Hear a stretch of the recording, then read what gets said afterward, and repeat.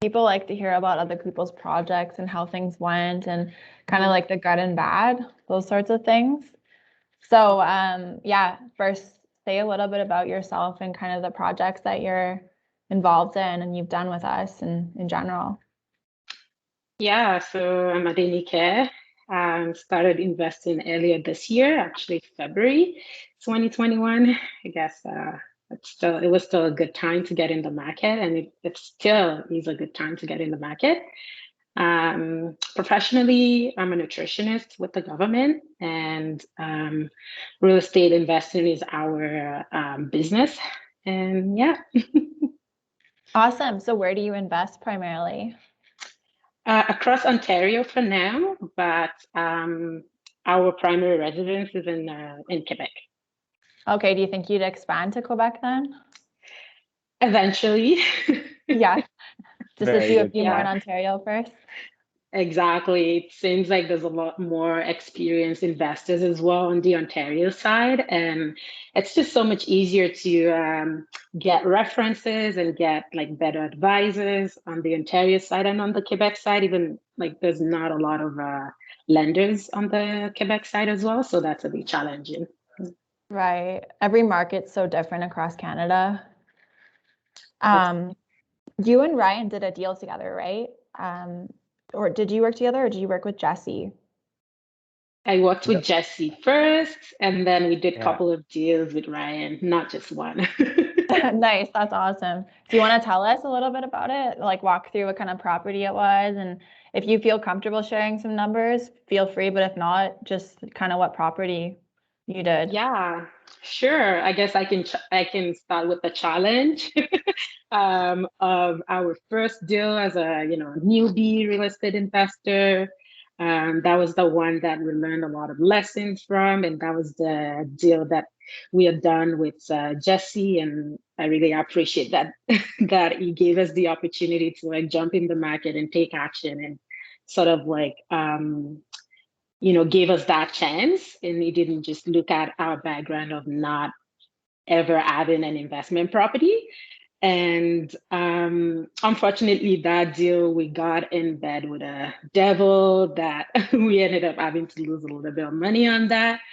But it opened the gateway of meeting Calvert, and we've done a lot of like successful deals after that. So and the money we lost, we've made it back and much more on other deals.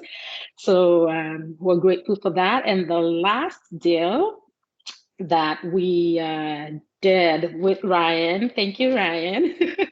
Yeah, um, no problem. it was a fourplex in Tampa Bay that we did, and it went beyond expectation actually. And we like to be conservative too on our numbers when we're doing the analysis in the beginning. So this property we had bought for 215, and we did renovation on all 4 units, about 10,000. So flooring, painting, like nothing major.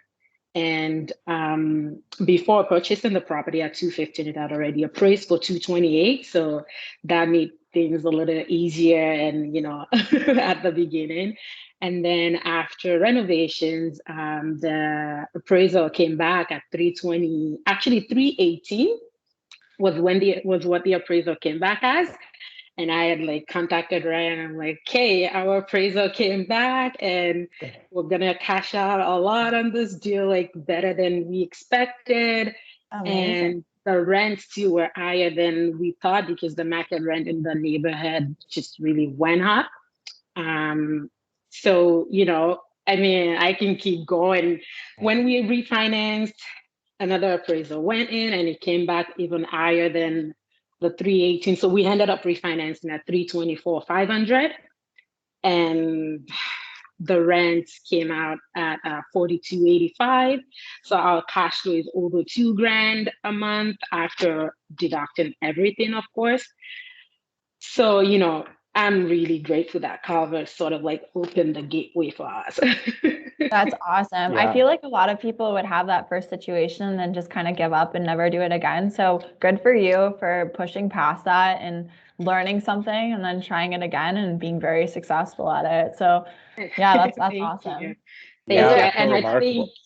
Yeah, go And the ahead. turnaround time on that too, I remember it was really quick. Like, wasn't it about 2 months or so? So That's you're in and right. out super quick. Obviously, capitalize on the opportunity to get in with essentially, I think you had a 30% down payment, and around there it was a super low purchase price of 215. So in and out super quick, 2 months. Doesn't Yeah, seem like too many issues, and just incredible. Like 2,000 a month cash flow yeah, on a purchase price of 215, like that's unheard of, especially in Calgary, and I know kind of Yeah. southwestern Ontario as well too. So, that's yeah, income for life, as well as yeah. obviously paying down the mortgage as well too. So hmm that's just incredible. Such a Yeah, great start yeah. here. Yeah, and we're getting so from refinancing ourselves and the investor, our investor on this, we're doing another deal together now with our refinance fund. So that's the whole fun part of borrowing, being able to reuse your fund and repeating what you're doing. Yeah, it's a It, domino effect after you get started. So Mhm. that's awesome. Is there specific things that you look for in properties? Like, do you look for kind of suited duplexes, or do you look for a certain level of cosmetic updating that you need to do, or like a bungalow versus four level, that kind of thing? We prefer the multi-unit so that while we're renovating, we start with one unit, renovate that, tenant it out while the contractors are working on the other units. It's a lot more efficient that way for us than having to wait the whole time for all renovation to be completed, which usually happens with like single family units, even duplexes sometimes. So yeah, we mostly look for like multis, like 3+. That's awesome. How did you find your contractors? Did you just interview a couple of them and find a good one to work with, or what was that process like? So whatever city that we invest in, like I mentioned earlier, we invest across Ontario, like several cities in Ontario, and we join all the cities' landlord groups as well. So we basically ask for recommendations from the other landlords, people that they have worked with, and then we get a couple of quotes and move forward from there.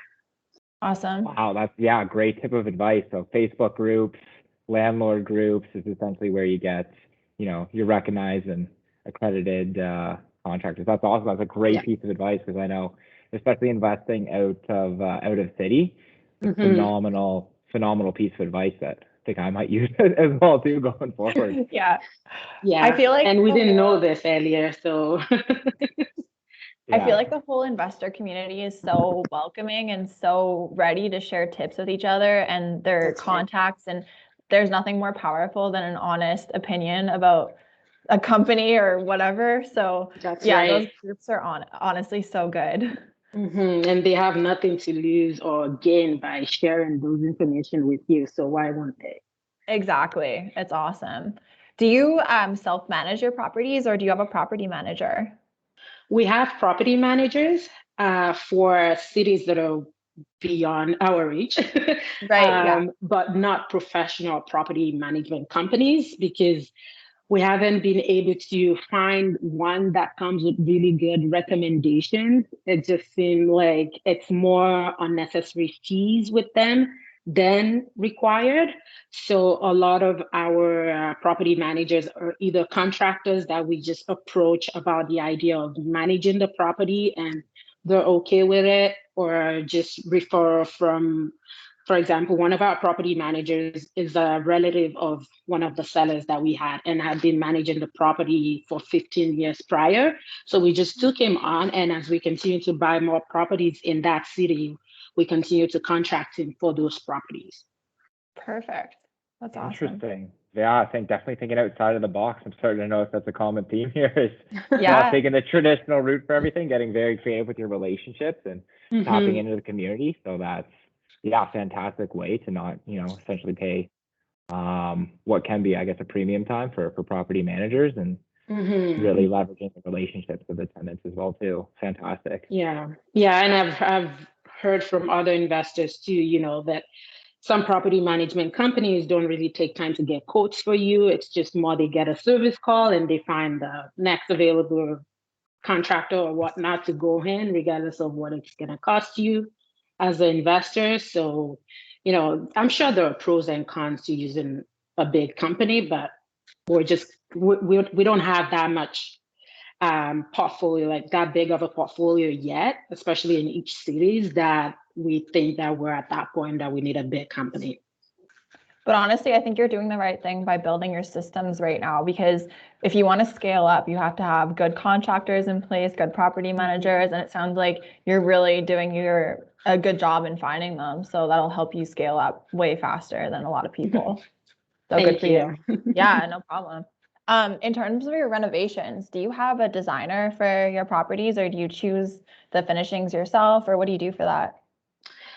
We like to work mostly with the recommendations of the contractors.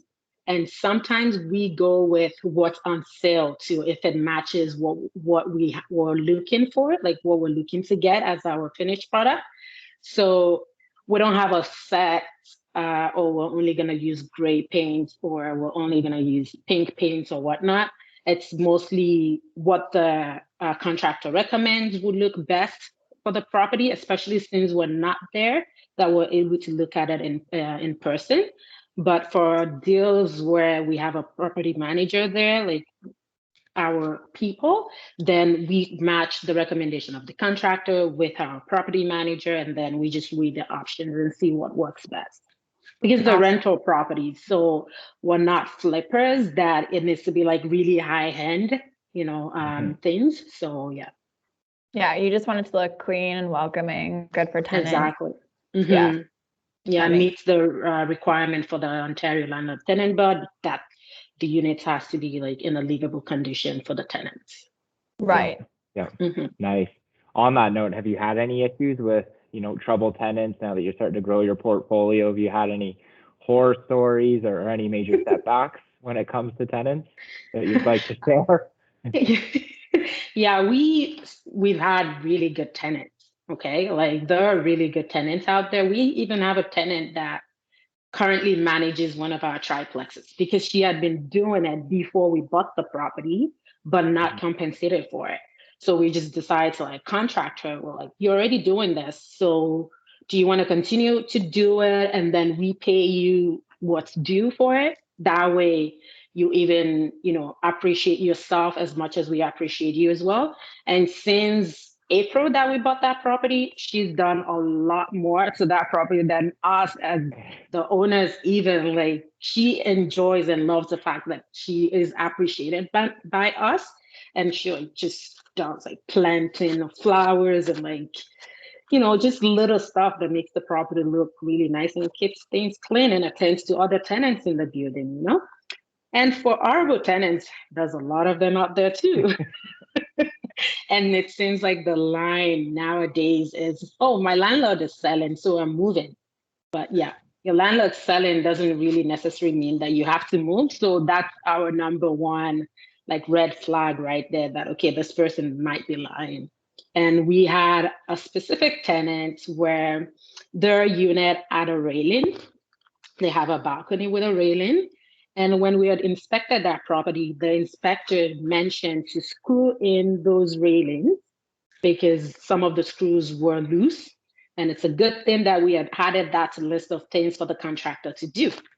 So it was done. We got pictures. Everything was done.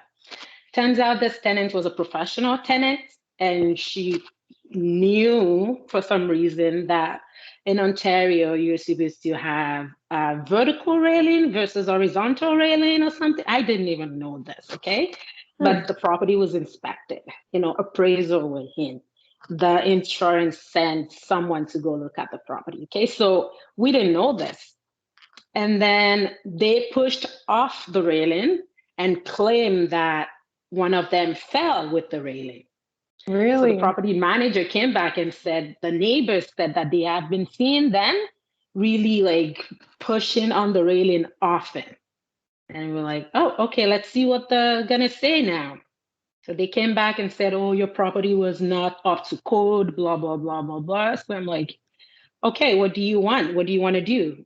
Do you want to sue us? Please go right ahead, because you're saying that all those professionals that have inspected the property do not know their job and you're better at their job than they are.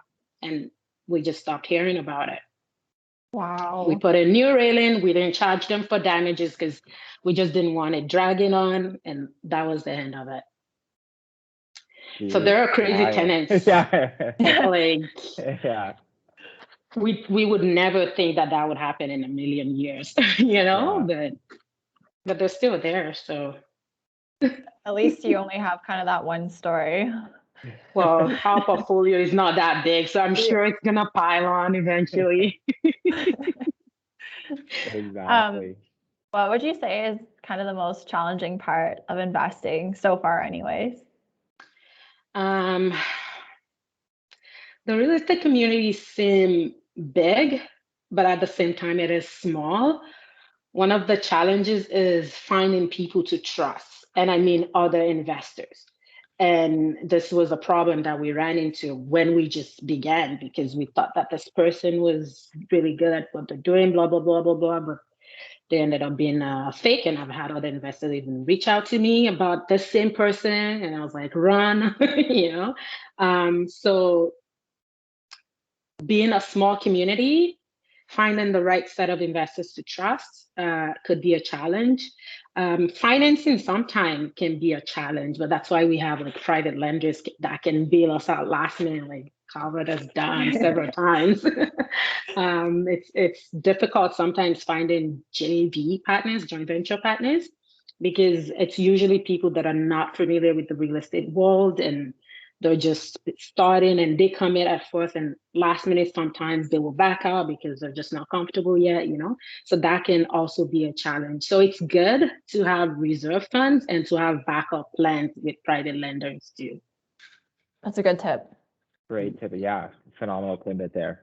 Having reserves is never a bad idea, and we see it time and time again here at Calvert, where sometimes there's situations where borrowers are really stretched to their limits and putting everything that they have into one project. And if the market turns, or if it takes 2 extra months to complete the renovation, or if, like we've seen with material prices starting to inflate as well too, it can really impact your bottom line, and never want to be in a situation where you're really pulling everything together to make ends meet. So phenomenal advice.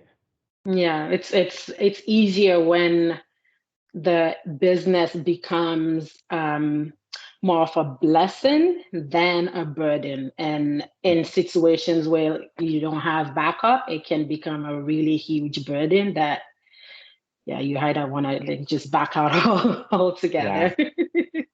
Yeah. Have you had a mentor at all, or just kind of learn the stuff all on your own?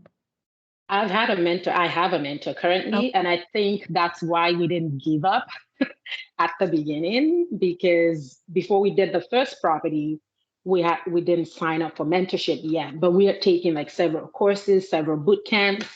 But I haven't paid for mentorship. We're like, okay, we can't back out now. We've paid, this much money. We gotta do this now. So I have a feeling that if we didn't have mentorship, we probably would have just like, okay, this is not for us. Look what we just went through and we just lost this money. Let's just do our regular stuff. Let's find a townhouse in our neighborhood here and continue to do Airbnb, because that's what we currently do in our primary residence. So, but yeah, mentorship really, it goes a long way. Yeah.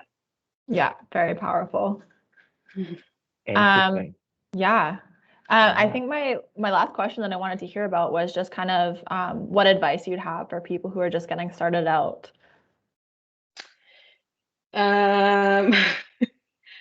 Mentorship, of course, always. Okay, Like you can decide to learn on your own. Okay. Like I've met seasoned investors. I don't know if I should even they're investors because they own rental properties and stuff.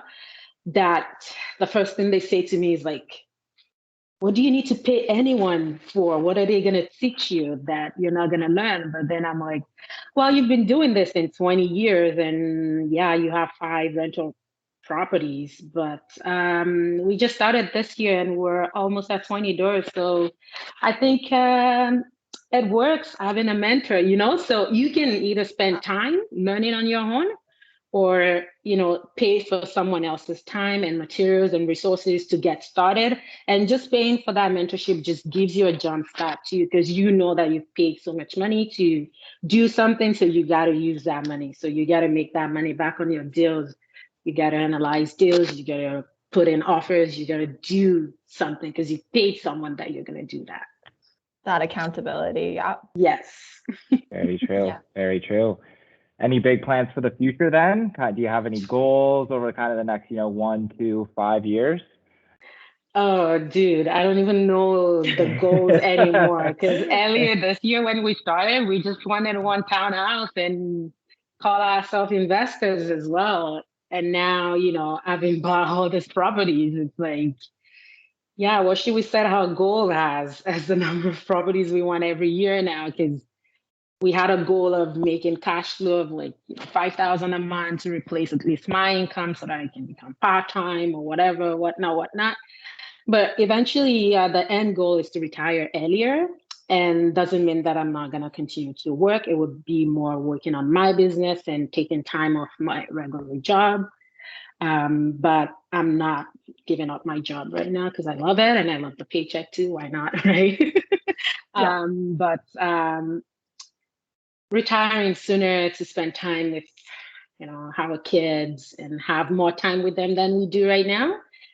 And yeah, continue to build wealth for the family and of course for our investors' families as well, being able to have that extra cash flow every month to do stuff for their families as well. So we want to continue to help people because a lot of people do not know about real estate investing. We didn't, okay? We did not. We just wanted one townhouse and nothing about cash flow. We just wanted our equity to do a townhouse. There's a lot of things we didn't know. But now, there's a lot of opportunities that real estate investment really gives people. So we want to continue to help people realize those options. Awesome. Fantastic. Fantastic. Yeah. Love it. Yeah. Very, very good stuff. Are you active on social media? Did you want to share your handle at all or website, anything like that? Yeah, we're on Instagram at Adenike Real Estate Investing and on Facebook at Adenike Real Estate. Awesome. We really appreciate you joining us. And honestly, it was so great talking to you and you gave such good advice for people. So I'm sure a lot of people will really like hearing all of that. Thank you. Thank you so much. I Definitely really agree. appreciate you having me. Yeah, I really love all your advice. Very much appreciate it. I think definitely the big key nuggets for me from this conversation was number one, mentorship. Number two, reach out in Facebook communities to find good contractors if you're investing out of city. Number three, relationships. It seems like you have phenomenal relationships with your contractors, with your tenants, in order to really capitalize on those opportunities. And then number four, reserve funds. So those are kind of the top key takeaways that I have from this that I think other people listening to this will get a lot of value in as well too. So thank you very much. Thank you.